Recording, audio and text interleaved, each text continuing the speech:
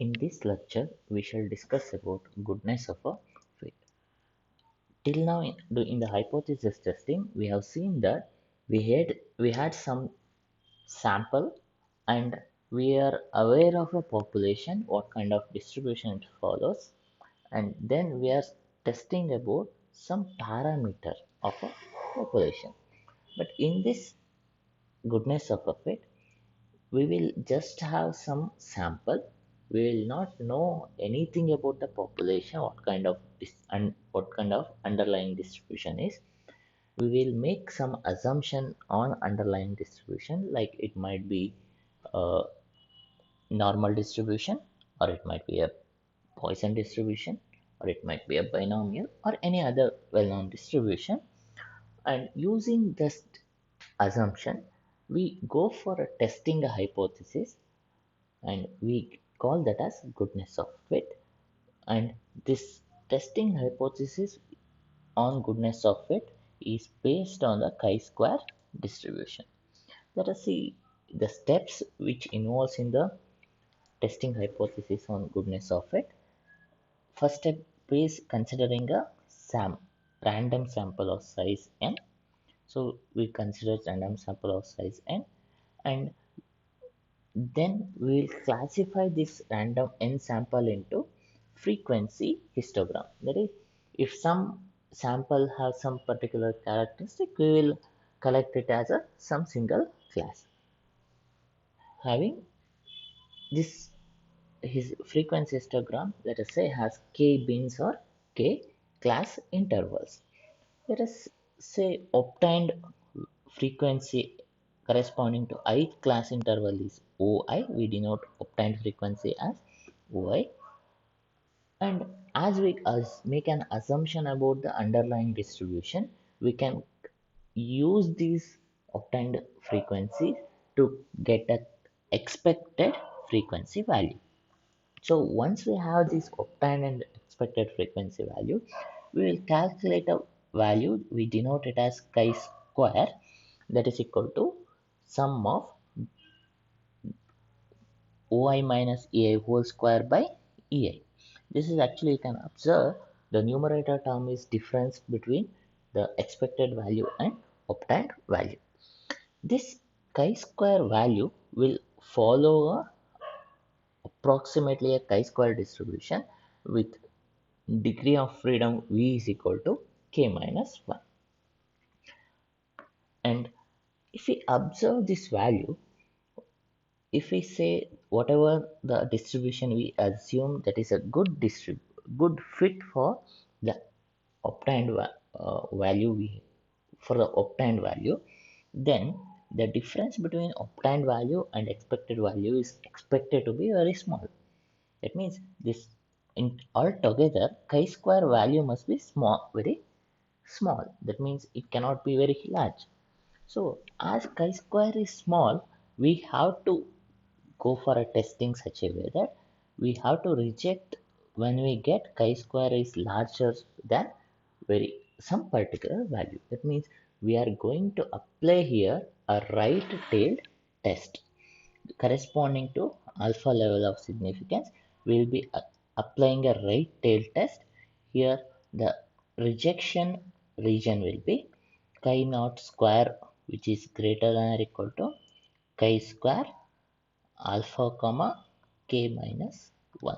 This will be the rejection region for alpha level of significance. And we have to take care two important things here. First one is expected value in each of the class interval must be at least 5. So if somewhere if we have expected value is less than 5, then we will add that value to nearby value and make it greater than 5. That means two or more subclasses class intervals we might have to add. And second thing we have to take care is sum of the expected values must be equal to sum of the obtained value. Then only we can go ahead. If they are not equal, there might be some small changes we have to make in the expected value, one or two values, and we have can get the sum of the expected value is equal to sum of the obtained value. Now let us see this with a simple example that is about tossing a coin. Let us say we have tossed a coin for 200 times and 118 times head is obtained and 82 times tail is obtained. We have to test the hypothesis that whether this coin is a biased or unbiased coin with level of significance as 5. That is here given alpha as 0.05. We have to test the hypothesis. Whenever we are testing hypothesis, we have to state null and alternate hypothesis. Let us first state the null hypothesis. We are making a statement about a coin. So coin is unbiased. That is the null hypothesis. And the alternate hypothesis is the negation of this coin is biased. So we have stated the null and alternate hypothesis. Now let us take possible class intervals. So class interval, if we observe, either head is one class interval and tail is another class interval. We have two possible class interval, head and tail. If we go for obtained values, head is obtained 118 times and tail is obtained 82 times, and corresponding expected value, if I want to list, if we have a fair coin, if I toss it two times, first time I have to one time I have to get head and the other time I have to get a tail. That's what we expect in a unbiased fair coin. But as we have tossed here 200 times, we expect that 100 times we are going to get head and remaining 100 times it will be tail. Now if I go for calculation of the required test statistic chi-square, this chi-square value will be obtained sum of obtained value minus expected value whole square by expected value, that is 18 square by 100 plus 18 square by 100. This will get it as 6.48. Now we have a chi-square value calculated. We have to go for observing the acceptance region or rejection region. So here acceptance region will be chi naught square less than or equal to chi square alpha comma k minus 1. Here chi square alpha is 0.05 and k minus 1 is 1, and we will get this value as, we can get it from the table, this value is 3.841. This value is 3.841.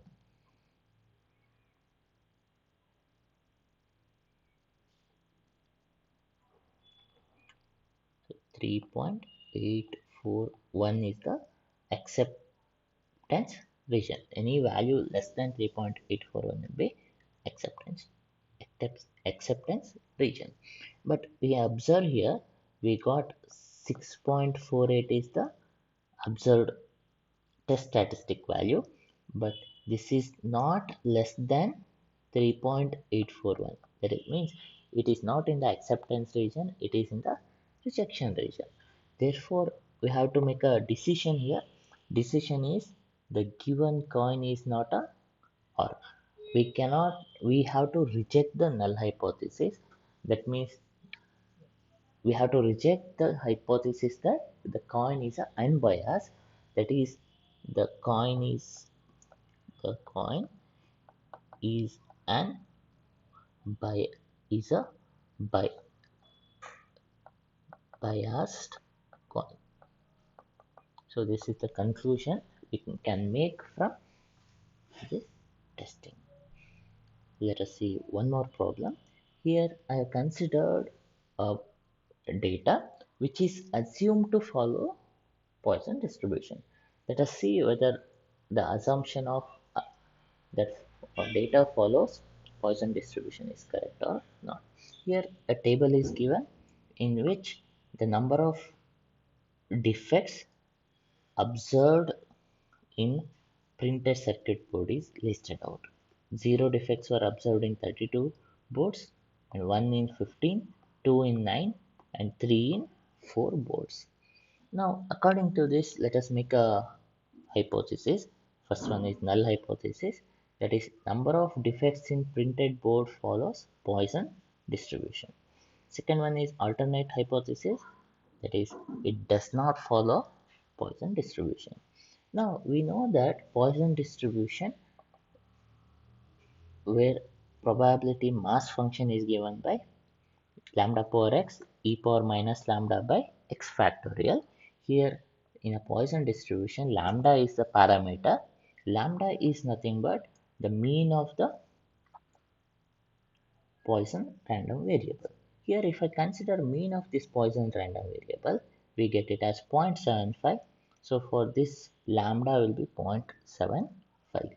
Using this lambda value, let us determine the expected value. That is, first let us determine probability of x is equal to 0.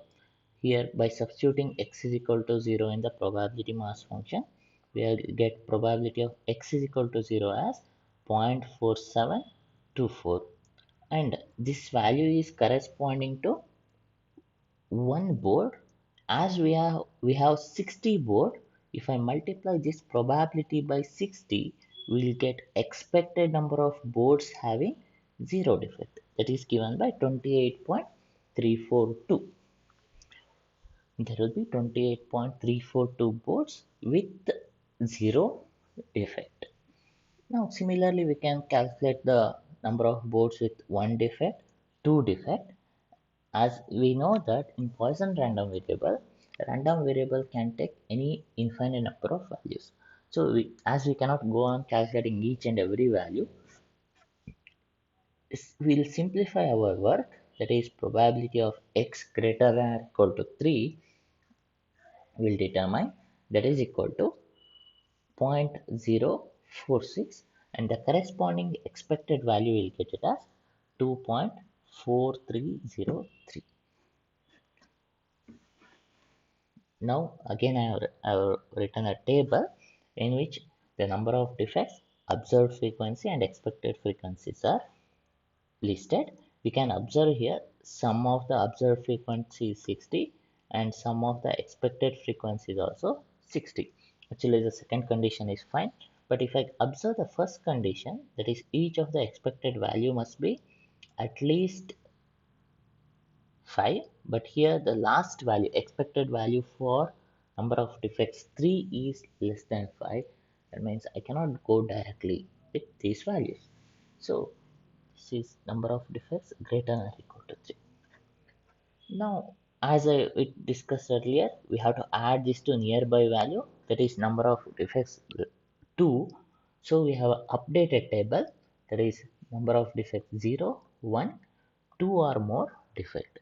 So now we can observe each of the expected value is greater than 5, and let us calculate the test statistic, that is chi-naught square.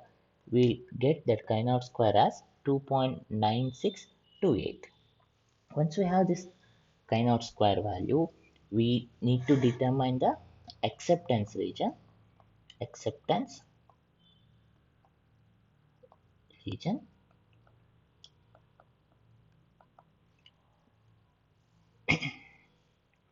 acceptance region will be chi-naught square less than or equal to chi square alpha comma k minus 1. Here k is, because we have 3 class interval, k will be 3, k minus 1 is 2, and given that we have to use 0.05 level of significance. Now if I go back to the table for degree of freedom 2 and alpha 0.05, chi-square value is 5.991. If I this value is 5.991. We can observe here the test statistic we calculated, that is 2.9628, is less than 5.991. 5.991. Therefore, this test statistic is in the acceptance region. So we have to make a decision, that is the given data follows the normal distribution. That is the null hypothesis we have to accept. Sorry, null hypothesis we have to accept. That is the given distribution follow given data follows the Poisson distribution. Let us see quickly one more example. We'll fit a binomial distribution for the given data, and then we will go for testing how good that fit is. So here we are given the binomial data for 0 success, 1 success, 2 success, 3, 4 and 5 success. Now if I want to fit a binomial data for a binomial distribution, we know that there are two parameters: the total number of trials we are taking n and the probability of success. Here we can observe there are maximum of 5 success. That means that number of trials we have taken is 5. Let us not get confused with the sample size. Sample size is different. Here the number of trials in a binomial distribution is different, but notations are small and always for both. So n is 5, no doubt, but I need to determine p. We have a formula for mean in terms of n and p in binomial distribution, that is mu is equal to n into p. Now using this formula, if I determine mu, we can calculate the p value, probability of success. So I have determined the mu value using this frequency distribution. We got it as 2.84, and using mu is equal to np, we have obtained the value of probability of success, that is 0.568, and corresponding to x is equal to 0 to 5, I have determined the probability of success and the corresponding expected value. Just I have listed it out here, obtained values and expected value. You can observe here sum of the obtained value is 100, but sum of the expected value is 99.99. So as I have to make a rearrangement, I have to add 0.01 somewhere. I'll add it to the first one because that is a small value we have. I am adding it to first one, 1.51. And also we can observe here this first expected value is less than 5. We cannot proceed as it is. We have to add this value to the nearby value. So if I make a rearrangement, the first data will be corresponding to 0 or 1. Second one will be for 2, 3, 4 and 5. Correspondingly, we have obtained and expected value. From these obtained and expected value, I have calculated the required test statistic. I got it as 3.9954. Now we have to go observe the acceptance region. Acceptance region will be chi naught square less than or equal to chi square 0.05 comma k minus 1. Here we have k is 5, so k minus 1 will be 4, and chi square 0.05 corresponding to 4 will be 9.488. This value is 9.488, and we can observe that the test statistic we calculated is less than the critical value. That means we have to accept the null hypothesis, that is the given data follows a binomial distribution. Thank you.